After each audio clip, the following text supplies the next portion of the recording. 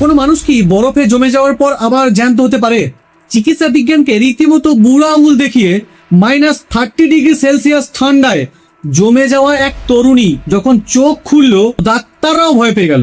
1980 সাল, এক হাড় কাঁপানো ঠান্ডা রাতে মিনেসোটার রাস্তায় মাত্র 19 বছর বয়সী জেন হিলিয়ার্ড তার গাড়ি দুর্ঘটনার কারণে সে আটকে পড়ে বরফ ঢাকা রাস্তায়।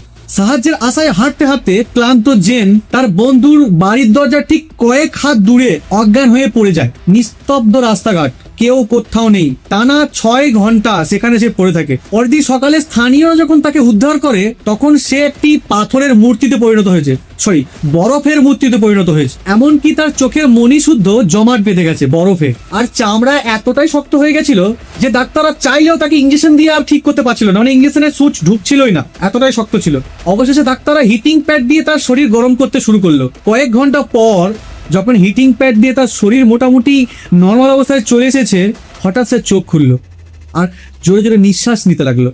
মানে এত ঠান্ডায় প্র্যাকটিক্যালি মানুষের শরীর পচে যাওয়ার কথা, ফ্রস্ট বাইট হয়ে, কিন্তু তার শরীর একদম ঠিক ছিল। এই ঘটনা দেখে ডাক্তাররা তো রীতিমতো শিউরে উঠেছিল। আর একটা আশ্চর্য ব্যাপার কি জানো, 49 দিন টানা চিকিৎসা নেওয়ার পর হাসপাতাল থেকে জেন নিজে হেঁটে বাড়ি ফিরেছিল। এটা সম্ভব? কি বলবে তোমরা এবার? এটা কি মানুষের জীবনী সত্যি নাকি কোনো মিরাকেল? কমেন্টে জানিয়ে দিও। আর এরকম ভিডিও পেতে ভিডিওটা লাইক করে চ্যানেলটা সাবস্ক্রাইব করতে ভুলো না।